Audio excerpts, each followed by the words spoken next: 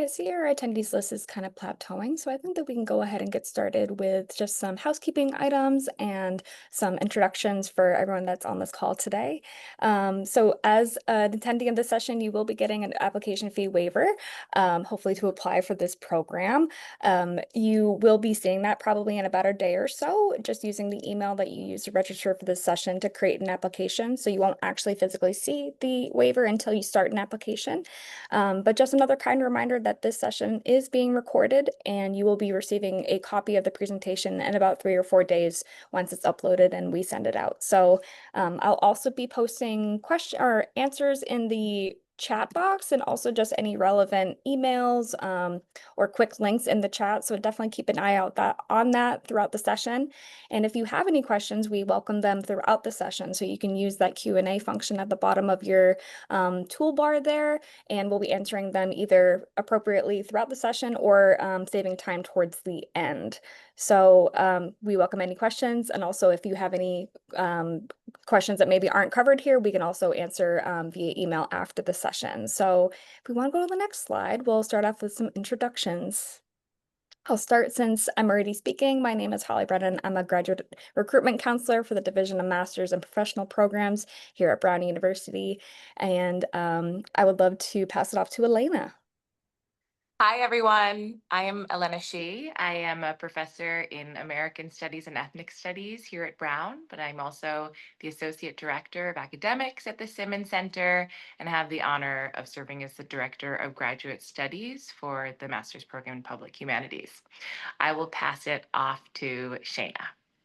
Hi, I'm Shayna Weinberg. I am the Associate Director of Public Humanities Programs here at the Simmons Center. I'll pass it to Sabina. Hi, everyone. I am Sabina Griffin. I'm the Center Manager here at the Simmons Center, and I'll pass it on to Claire. Hi, everyone. I'm Claire. I am a second-year master's student here in the Public Humanities program, and I'm really excited to be speaking to you all today. Awesome. So if we want to go on the next slide, we're going to be covering our agenda for today. We're going to be talking really in depth about the program structure, curriculum highlights, highlighting an alumni of ours, and also talking about some program-specific financial aid. We'll also be covering, and we'll pass it off to me to be talking about the application requirements. So everything about what a completed application looks like, and also what makes a great candidate for this kind of program.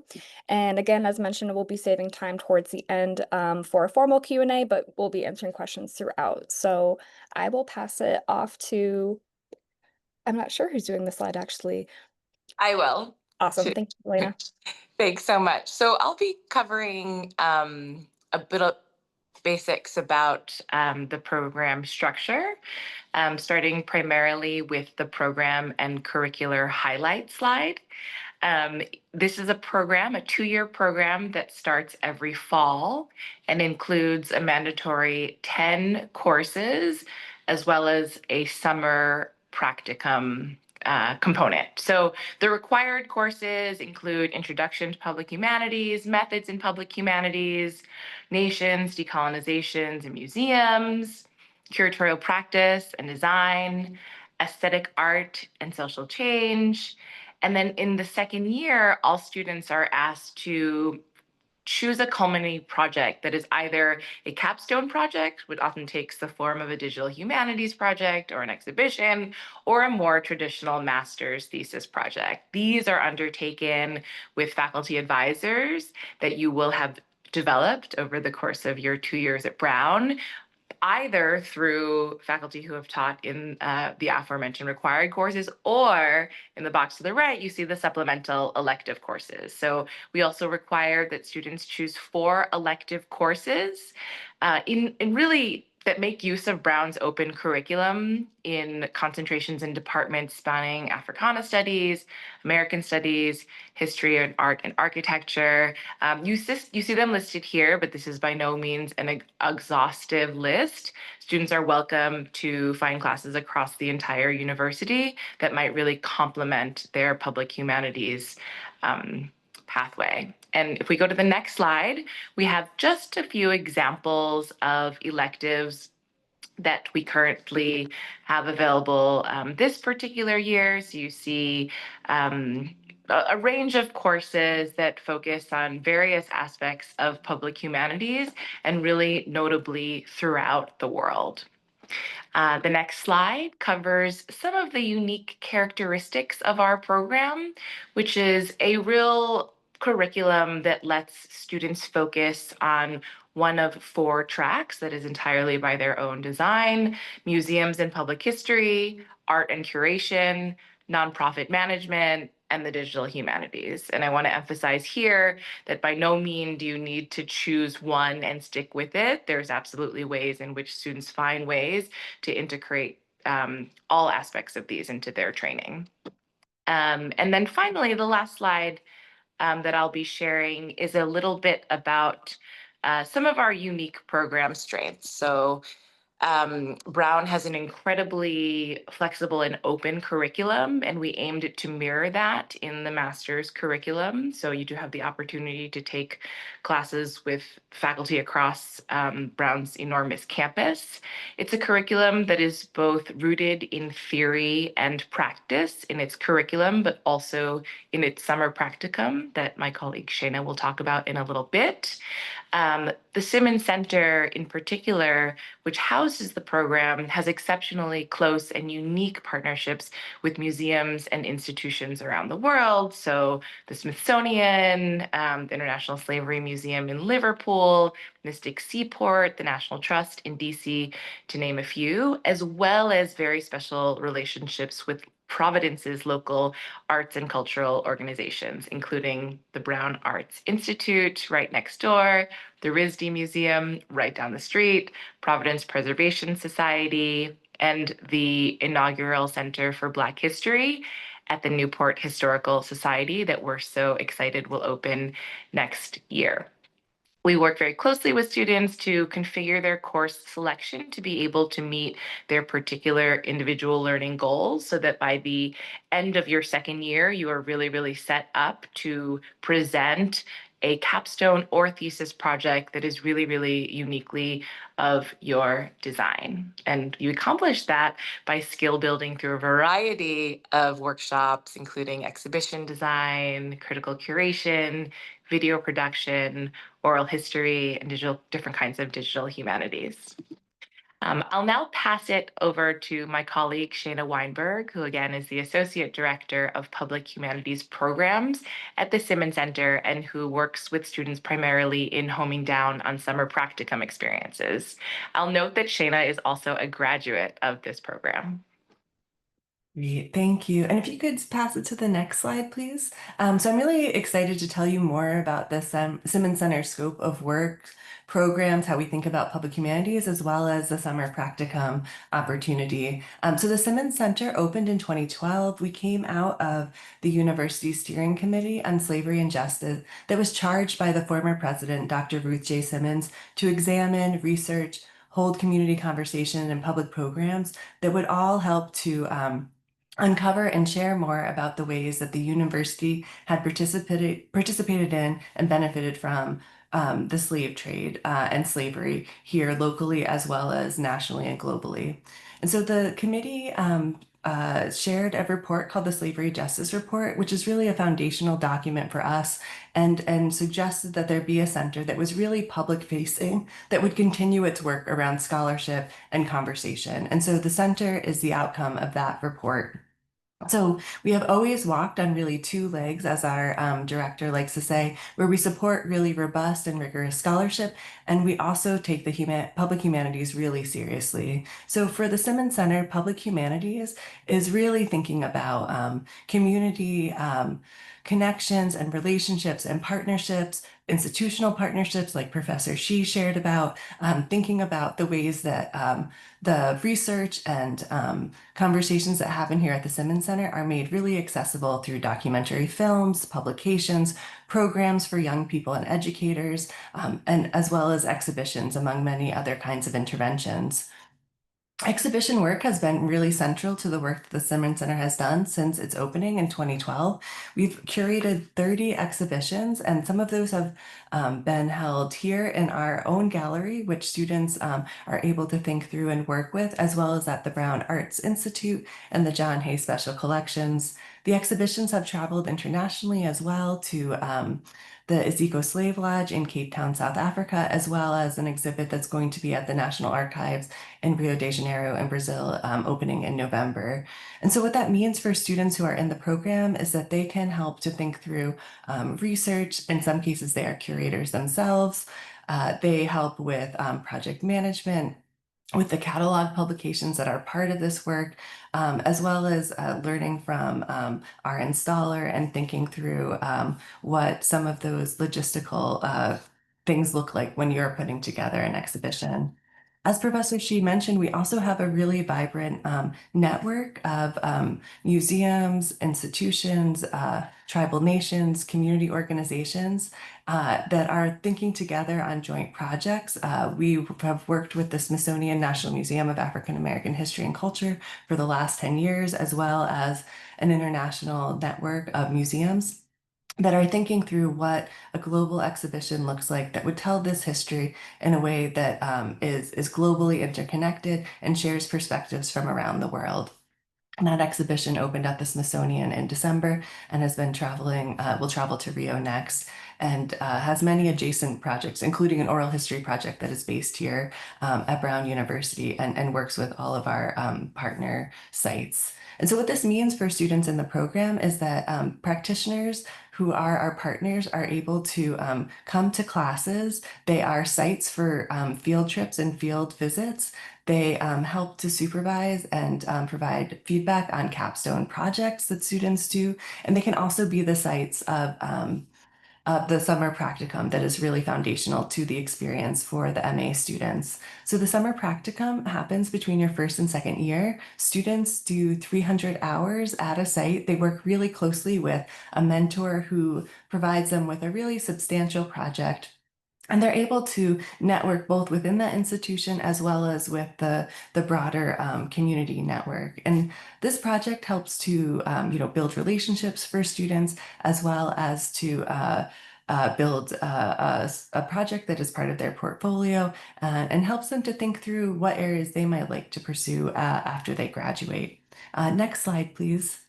Um, in addition to the center's curatorial work, we also have a number of different programs that students can tap into. We have a symbolic garden to the enslaved that is adjacent to our building that is thinking through the types of botanical knowledges and ways of knowing that enslaved Indigenous communities would have had, and really is curated by a team of caretakers and thinking through both spiritual and medicinal types of plants. We have a number of programs that engage with high school students and educators, and that is a really great way for students who may be interested in museum education or thinking through non-traditional kinds of teaching spaces to tap into. We do walking tours that uses our campus environment as a way to understand the history and legacies of slavery and colonialism. There are academic year programs that partner with local high schools and nonprofits, and a summer pre-college institute for high school students where they are working with practitioners and thinking through primary source documents. We also do a number of professional development programs for educators to think through how to teach these histories, and while also really centering this socio-emotional kind of experience. And we have a portfolio of public programs that work with musicians, storytellers, artists that are another way of knowing and understanding and engaging with this history and present. Next slide, please. And finally, as we think about the scholarship that is taking place here at the Simmons Center, we have a portfolio of research clusters that are led by faculty and comprised of faculty, staff, students, and community members that are thinking through really important issues such as race, medicine, and social justice, mass incarceration and punishment, thinking about the origins of capitalism and our financial systems, as well as one of our longest standing research clusters that Professor Shi oversees, thinking about human trafficking. And so this snapshot that I've just shared is really just to give you a sense of students who enter the program are entering a really vibrant intellectual space and are able to tap into their interests in a variety of ways, whether it's through one of our public humanities initiatives or research busters, or just having other minds to help think through projects that they may be working on.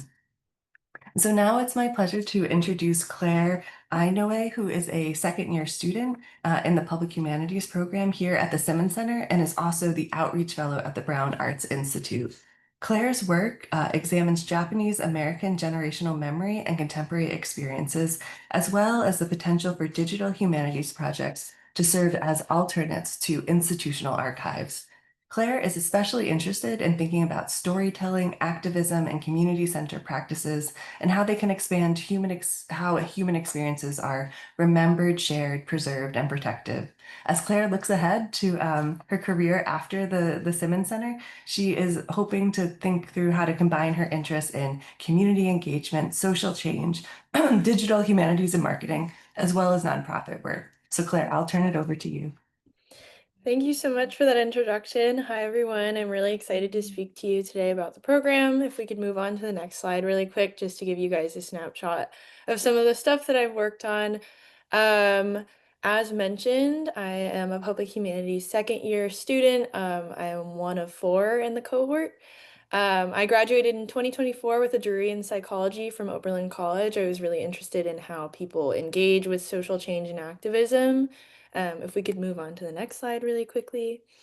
I was interested in thinking about what care means and what it is and what are ethical practices in any realm of research.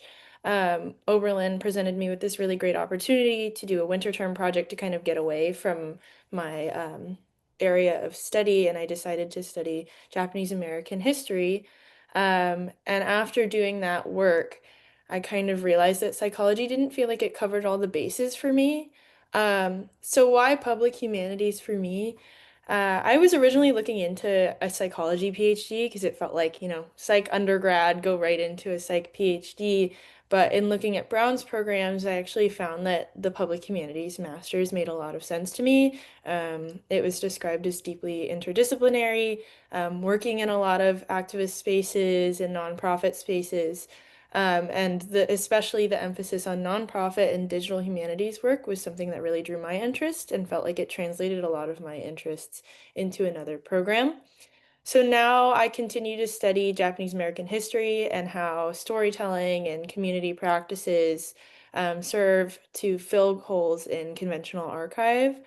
Um, because of this interdisciplinary nature and how much this program pushes you to get outside of your comfort zone, I've also discovered a lot of interest in public history work, so in education, engagement positions, humanities and arts-based programs, and institutions. I'm also really interested in digital projects as a whole and decolonial practices within digital humanities.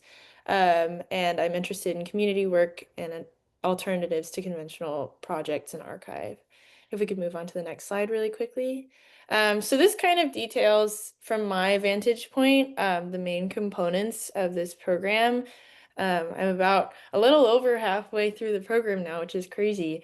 But as you can see, I have gotten through 2 semesters of this program, and you can see that I took public methods in public humanities, curatorial practice and change in the first semester, introduction to public humanities, and nations decolonization in museums in the second. And this fall, I'm taking a capstone space and taking decolonizing data. Decolonizing data is super awesome. I'm learning a lot about what data in the humanities means and how we can conceptualize decolonization if that can actually exist in this space. And my capstone project, I'll get into a little bit later, but I do get to work one-on-one with a lot of really amazing faculty and kind of workshop my ideas for this project. The fellowships take up a decent amount of space, probably just as much as classes as well. In the first year, I was doing 2 fellowships. I was the education coordinator for the Simmons Center, where I wrote slavery and justice lesson plans and tour scripts, did research on Brown's involvement in slavery, and helped manage the slavery and justice tour guides. At the same time, I was also starting my position as the marketing and outreach coordinator for BAI. That has been a lot of work working closely with students and trying to make sure that they feel accurately represented in the marketing for Brown Art Institute by kind of helping them direct the media. We film videos, edit videos, and all their content, but also facilitate conversations to ensure best ethical practices. Next, I am also working on my capstone right now, which is a digital humanities project exploring Japanese American experiences and how they view their history and alternatives to fill gaps in institutional archive. This project will be made out of videos, articles, and materials. I'm doing a lot of oral history interviews, which is really awesome. And I actually got to recently travel to my alma mater, Oberlin College, to explore their archive and interview a few families, which was really special. Lastly, we also had to fulfill the space for a summer practicum, and I worked with Providence Preservation Society. I wrote short house reports kind of exploring the lives of Providence residents, and I also worked on the Sacred Spaces Project, which explored how spaces in Providence brought community and culture to Providence's history and environment. Um, so as you can see, there's like four big chunks. Each one looks pretty different, I would say. I got to really explore all of my public humanities interests, which was really special. If we could move on to the next slide really quick. So my key takeaways coming away from this program, at least like a little over halfway through, is that it's really interdisciplinary. I would say there's no widespread agreed upon definition of public humanities, but if one thing feels like it stays consistent, it's that there's an emphasis that public humanities is meant to push us outside of our comfort zone and explore knowledge outside of conventional boundaries. This program has been a lot of work, probably the busiest I've ever been, but it's in the effort to explore in all of the areas that I'm really curious about. So things like experience in education, lesson planning, marketing, digital humanities projects, nonprofit organization. Getting all of that in 2 years feels impossible if you look at it at face value, but I would say I've gotten really in-depth experience with all of my areas of interest. And that's all thanks to all of the amazing connections that I've made through this program, meeting faculty and staff and having my amazing advisor, Professor Shi, help direct me in the right directions for my research and for my fellowships, has been quite special. But also you get to meet a lot of students who are in a lot of different disciplines. So I've taken classes and worked with RISD students, computer science undergrads, anthro students, Africana studies, and being able to see education from all of these different vantage points has really helped me fully understand the interdisciplinary nature of the work. So I will pass this off. Thanks for letting me talk about my experience so far.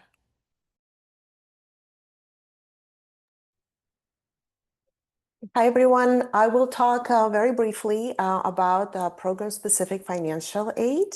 Thank you, Clea, for your wonderful presentation. So the program offers a lot of financial aid.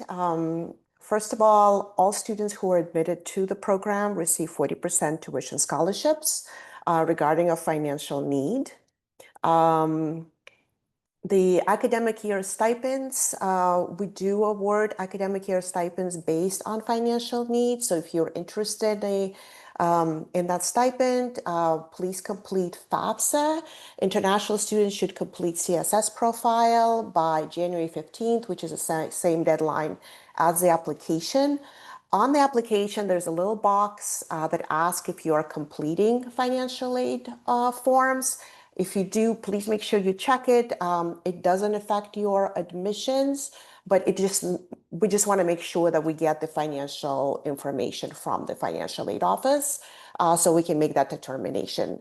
Summer funding, all students required to do summer practicum, and it can be costly. Some students travel, so we award all students summer practicum funding.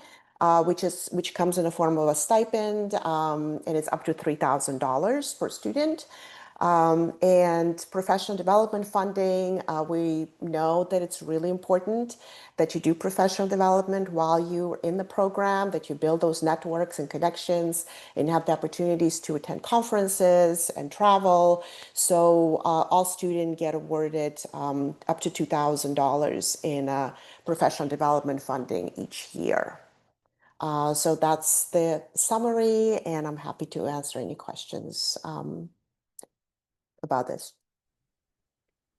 Yeah, thank you all. I see only one question right now in the Q&A, and it's about finishing the program in possibly 3 years. So if we want to answer that now, or we can save it.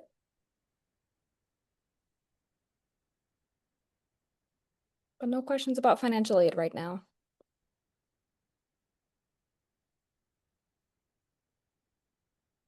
Oh, one just came in. Is it possible to also get assistantships to help pay for school? Uh, I can so do that like outside of the Simmons Center, but sorry, let you finish, Sabina. yeah, so we award 40% scholarships, so that pays 40% of the tuition cost for 5 courses per year. And I believe other sources, usually students work with financial aid office to kind of identify other sources, but the program specific is 40% for all students. Yes, so this kind of answers also another question about if the program can be fully funded. So between, that 40% scholarship and possible stipends for, work stipends, you're not going to see a fully funded opportunity, but it would be highly discounted. And just to reiterate, those scholarships that Sabina had mentioned, they're a combination of merit-based and need-based. I can chime in on the question of whether this program can be completed in 3 years. I think we would evaluate things on a real case-by-case basis. For now, it's pretty important to us that each cohort stays with your cohort in the 2 years that you are at Brown. So we don't have any formulations for 3-year programs at the moment. Relatedly, I see some questions about possibilities for work study and work positions outside of Brown. Once you are a Brown graduate student, you are absolutely able to apply for different jobs that are on campus. There's an on-campus hiring system called Workday, where anybody who's hiring a research assistant, a staff member will post, part-time, full-time jobs, and all students are able to apply to those. There will be specific restrictions, I think, on numbers of hours that you may work. And again, that would be a case by case basis, but you would absolutely be able to apply to jobs on campus across the university. And if I can also mention the academic year stipends, we usually ask students, it's a research assistantship, so we ask students to work 10 to 15 hours a week during the academic year to those who are awarded the academic stipends. Thank you, Sabina.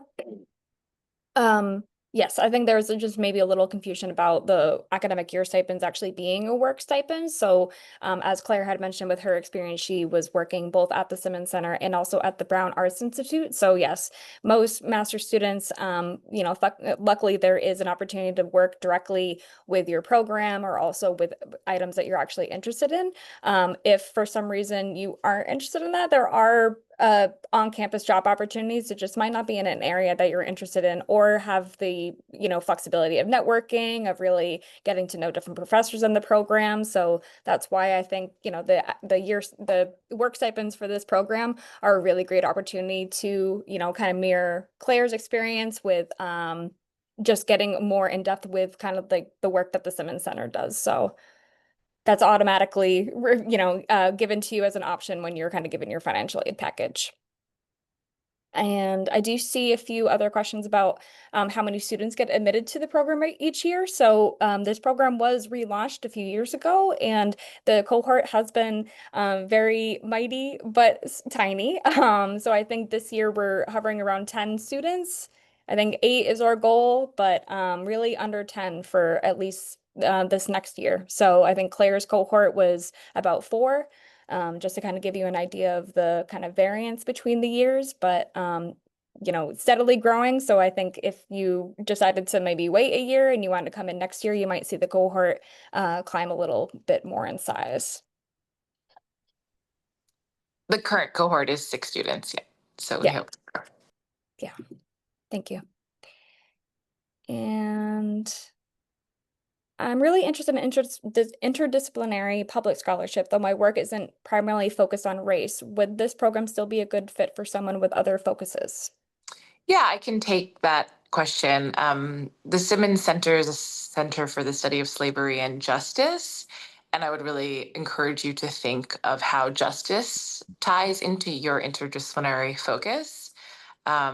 We have, the required classes certainly focus not only on race, but indigeneity, theories of decolonialism. And so I think that there is a way in which we see justice tied to those specific systems of power. But I do think that people who are drawn to interdisciplinary projects in the public humanities typically find that their areas of concern will intersect with one of those. Thank you. Thank you for that. How would summer practicums and internships work for people working full-time if enrolling part-time is possible, and would financial aid still apply to part-time students?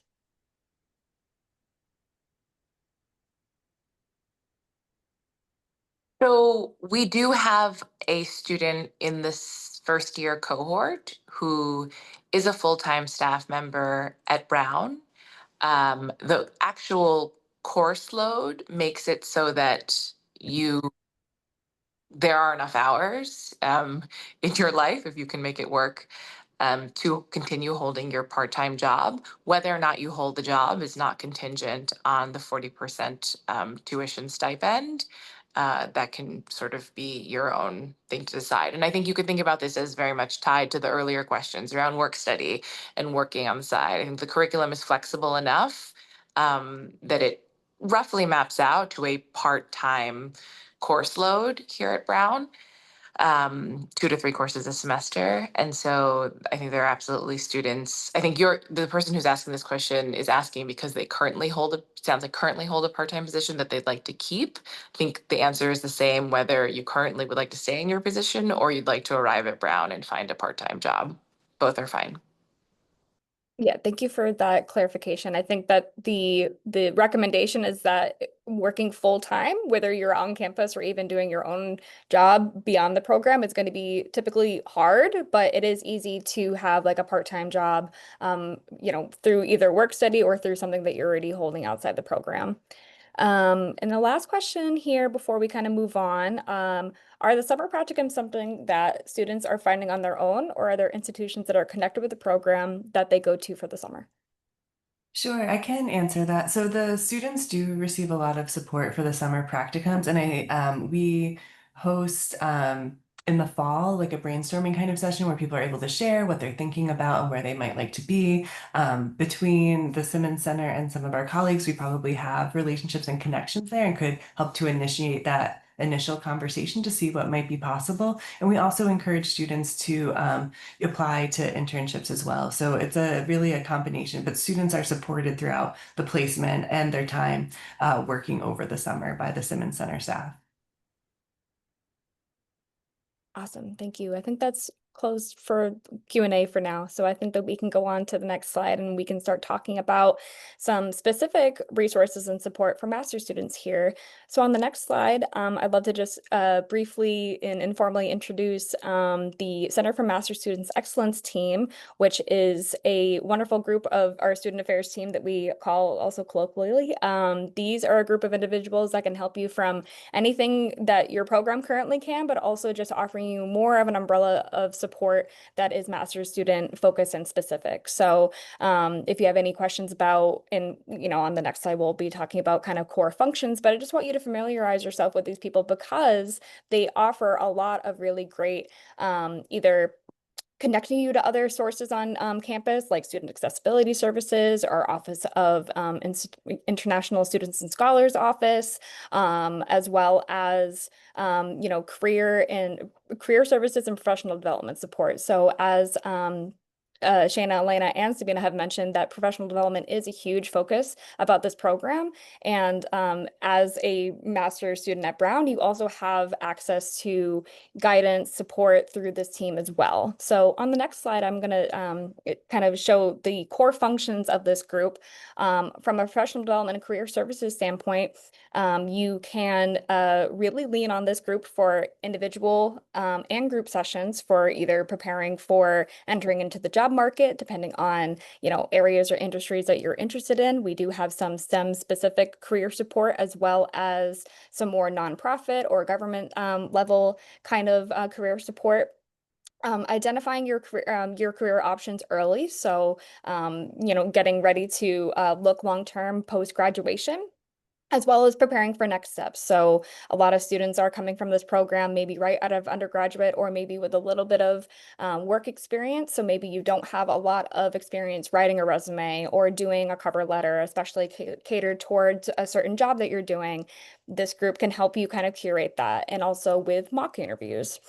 And kind of on a more broader student affairs and support services standpoint, this group also helps plan programming for master students. So that looks like a lot of wellness focused events and activities that are either free or low cost. So a lot of that is like yoga or meditation classes, or opportunities to just kind of meet and greet with each other, maybe outside of like a alcohol specific setting. A lot of master students, of course, have different needs, and especially different social needs than undergraduate students. And this team is really proactive and innovative with really providing programming that meets students and their needs with where they're at now. So particularly a lot of master students might have families, they might be a little older, they might have children. They can also connect you with our parent community meetup group, as well as our graduate student listserv, where you can find opportunities for childcare, or also just,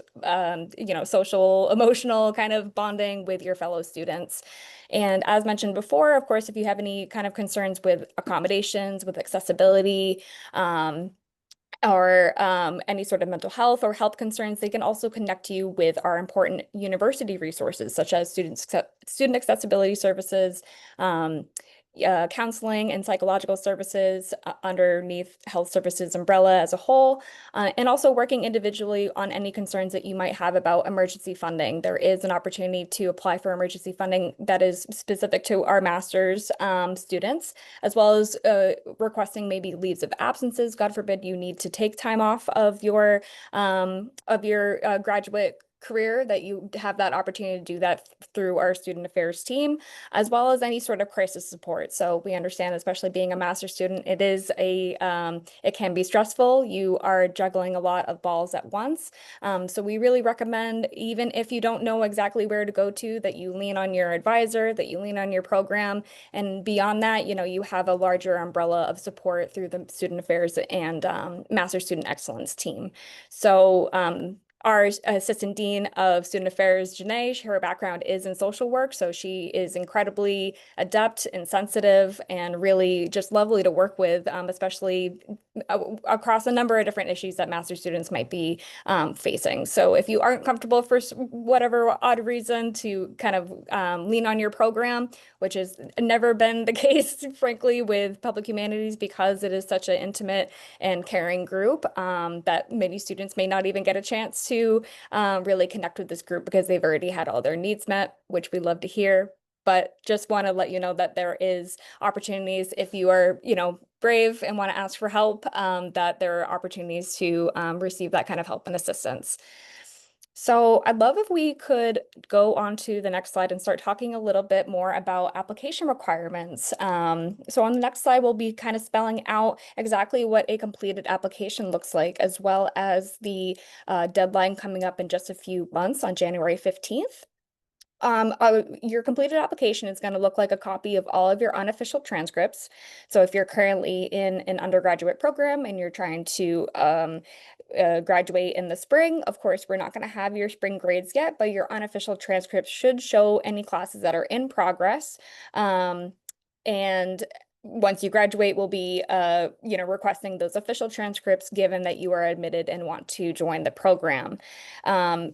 copy of all unofficial transcripts. So even if you took some classes at a random university, we're going to need a copy of all of them. Official transcripts will only be needed once you are, again, admitted or decided to enroll. A copy of your CV or resume, as well as 3 letters of recommendation, a well-written and also thoughtful personal statement, which this program does have a specific prompt. So we will be showing that on the next slide. But this prompt is not just kind of a free-for-all, talk about anything that you want to talk about. There is a specific prompt that the program wants you to answer to kind of gauge not only your interest in the program, but also in your own words, tying together your experience and really advocating for yourself about why this program is the right fit for you and vice versa. Some of our master's programs, if you're interested in other ones across our portfolio, some of them require the GRE. This program does not, and it's actually not even recommended that you submit it. So, you know, it's not a measure or a metric that's going to help your application. So definitely don't even, you know, worry about submitting it because it's not going to add any sort of weight or detract from your application. And finally, the TOEFL and IELTS, which is our 2 recommended and only 2 approved English language proficiency exams, they will be required for non-native English speakers. So what that looks like, and again, we are here to answer any questions that might determine your eligibility for submitting that or not. But basically, if you did not attend a university where English was the sole language of instruction, and your native language is not English, you would be typically required to submit the TOEFL or the IELTS. There are, I think, about 20 countries that we have exempted based on just our partnership and also understanding that English is also kind of a primary or a secondary language. So that is also clear on all of our websites. If you are submitting the application and you're submitting it also with accurate details, your you know, the system will just automatically waive your requirement to submit the TOEFL or IELTS. So as long as you are answering accurately and correctly, you should really not need a waiver of any sorts. They also don't really exist. So if you don't qualify for an exemption for the TOEFL or IELTS, you would be required to submit that. And yes, finally, you know, we get a lot of questions about this because it is a pretty discussion heavy kind of program that writing samples, if you have a really strong writing sample and you want that to kind of boost your application, we do welcome them, but we just hope that you are limiting it to 10 pages so that our admissions committee can have thoughtful time of reviewing your application and especially this additional supplementary piece, which is not required, but it's welcomed if you have it.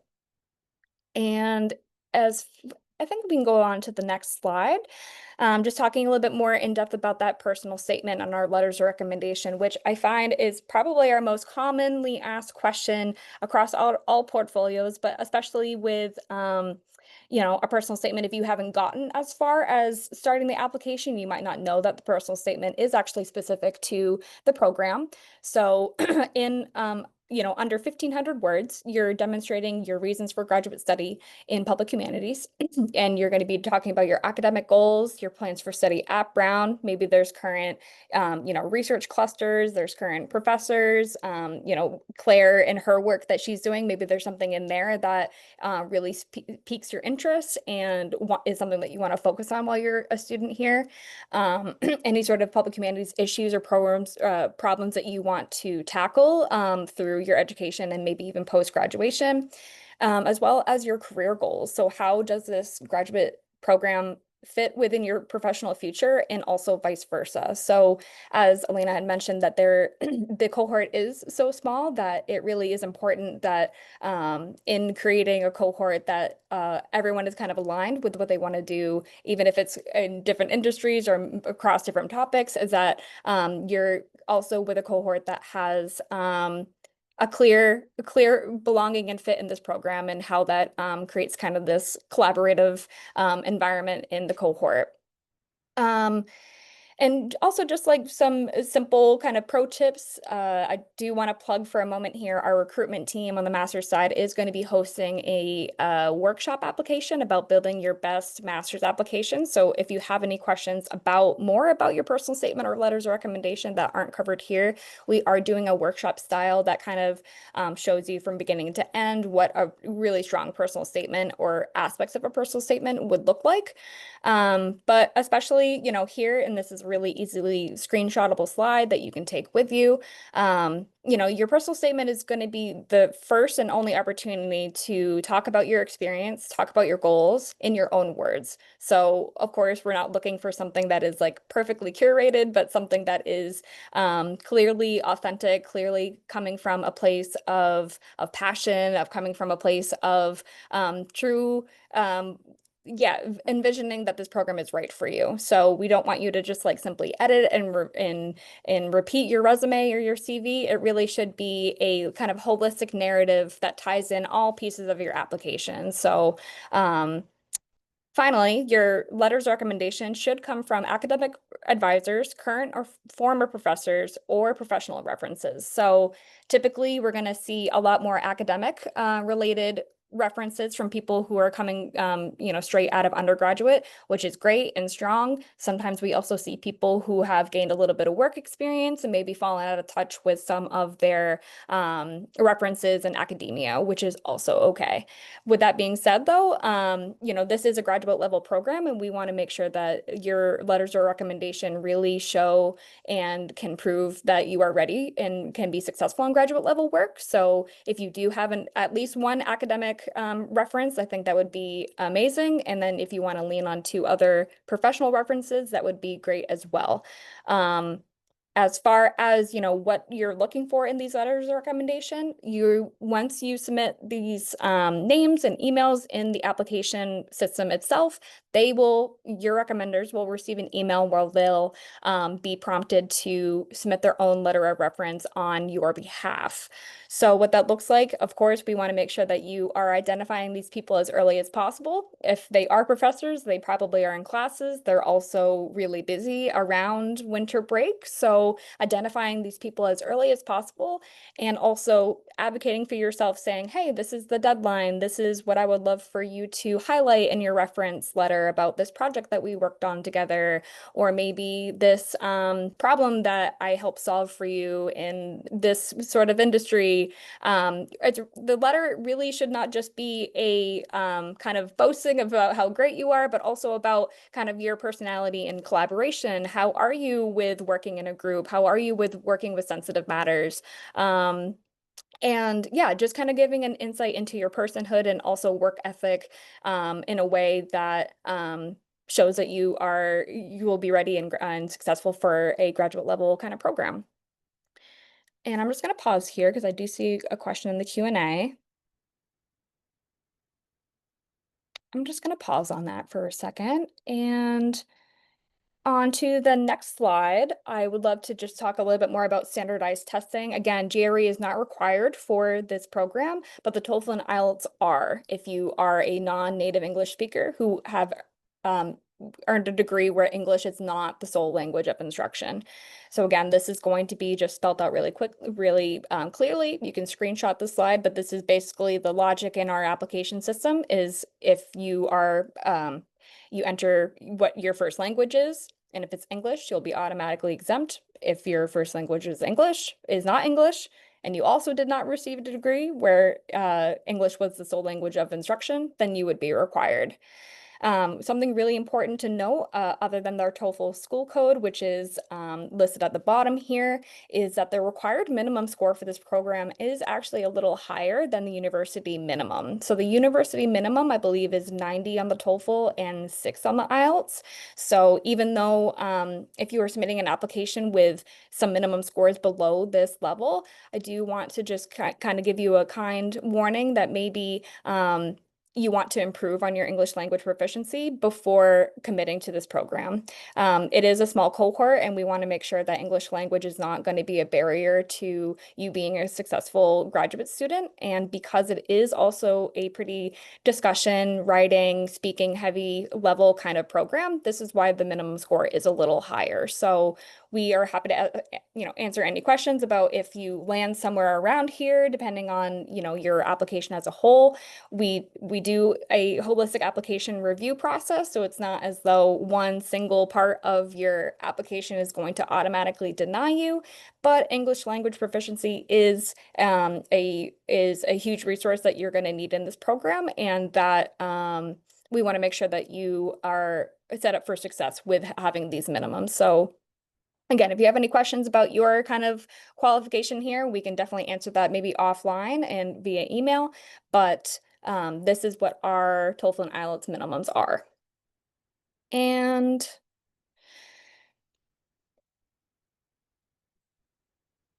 just pausing here, looking at the Q&A. We can go to the next slide. And will there be any interviews at any point of the application process? Not for this year, no. So that is exactly why we really focus on the personal statement as well as your letters of recommendation. Your personal statement, again, is going to be the only piece of writing that's really in your own narrative, minus the writing sample if you choose to submit that. So interviews will not be required for this application process.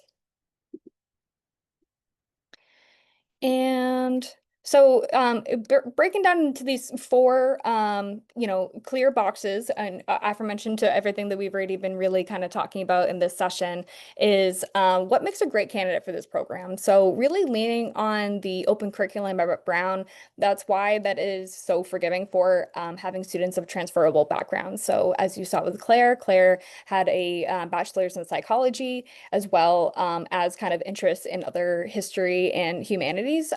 So she was a great transferable had a great transferable background to be able to be successful in this program.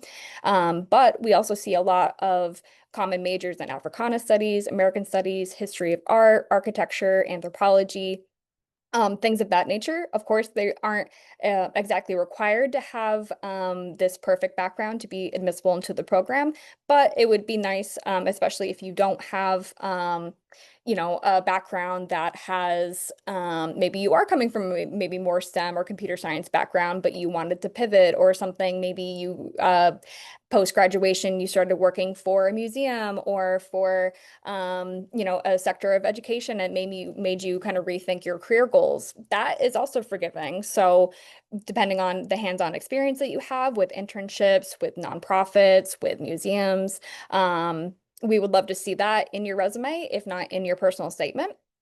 And again, strong letters of reference. So it's people who aren't just saying, yes, they showed up in class and they were a joy to have. It's really detailed, factual, a candid evaluation of who you are as a person, and also your capabilities in the context of graduate level work, and yes, in collaboration. And then also, your specific goals. So that's, again, where your personal statement is going to be the greatest opportunity to talk about your specific goals, and also how faculty, the research clusters, the kind of nature of the program is going to be able to help you be successful and help you achieve those goals. Your personal statement also is going to be a good opportunity to maybe show a little bit of context for either low academic performance or maybe a strong pivot. So again, if you're kind of a student coming from a more STEM background and you've had a change of heart and want to enter into the humanities, your personal statement would be a really great opportunity to elaborate a little bit on that, but also not focus entirely on just the pivot, or maybe only on your low academic kind of context. So also, if there's something cultural or personal to you that really helps the admissions committee understand where you're coming from and why this program is a great fit for you, the personal statement is also a really great opportunity to talk about something of that nature. And I do see a question here. There's a section on the application that prompts you to write about an aspect of your identity and how you feel it will contribute to the program. What are the expectations for that piece, and what do people usually write about? So this is a new question that we have added in lieu of the SCOTUS decision of not looking at race for admissions. So this is really just an opportunity to self-identify and also to, and it's not required. So this actually is not a required question. It's really an optional opportunity to talk about your background and talk about any sort of personal or cultural aspect to your background that might help contribute to the program. It's not required, but I think that if you do have a background that you're comfortable sharing, that's an opportunity in the application to talk about that. Otherwise, you can also kind of tie it in, like I said, to your personal statement. So the expectations for that piece, again, even though it's not required, it's really talking about, maybe you have a family history of like working in a museum, or that your grandfather was a curator or a narrator and you really want to continue that legacy. It doesn't have to necessarily be something sensitive about your culture or something that you don't feel comfortable sharing. Um, Yes, it is a new kind of question, I'll say. So that has been separated from the personal statement. So people usually do write about either something personal, their experience maybe being an international student, maybe being, a first generation college student. There's an abundance of ways that you can kind of handle that question. But if you have any, I hope that answers it. But if you have any additional questions from there, you can always email us and we can maybe elaborate a little further. And oh, this is a I good can question. take What the about, final question yeah, thank about you. more seasoned applicants who are applying, particularly with maybe 20 or 30 years work experience. We absolutely welcome those. I would encourage you maybe to think along two lines as you prepare your personal statement. You can either think of explaining how this program is an extension of the work that you've been doing in the 2 or 3 decades you've been working, or you can think of it as a pivot. Why is it that at this point you would seek a particular kind of change, and what are you bringing or perhaps leaving behind from that particular work experience? So we absolutely welcome mid-career applicants. Yes, thank you, Elena, for that clarification. So if you just want to go to the next slide real quick, I know that we are finishing here in about a minute or so. I just want to touch again on the holistic application review. And especially if you are coming from 20 or 30 years of work experience, that is not going to look like a negative at all. It's going to look like someone who is really interested in furthering their education and career. So our best suggestion is just submit early, don't procrastinate, and also don't focus on creating a perfect application, because we know that no application or person is perfect. So every component of your application is going to be weighed equally amongst each other.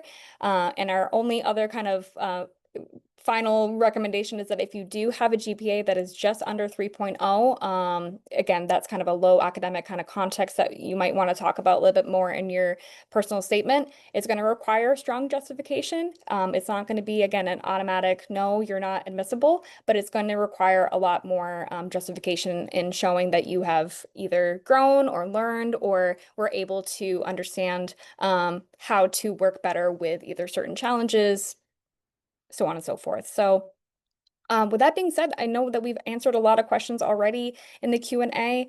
If we want to go just to 2 slides, we'll show our contact information. Masters_admissions is going to be your go-to place for asking any questions, particularly about the application. But if you have questions about like advising or questions about other components of the application, you can always email me. And I'm going to put that in the chat here for everyone to grab. And yeah, I just want to say a warm, thank you to everyone who's joining, and thank you, Claire, especially for your current student highlight. And we hope that you are interested in applying for this program. And again, this session has been recorded. You'll get a response with a copy of the recording in a couple days. And yeah, just thank you all for joining. Take care. Bye.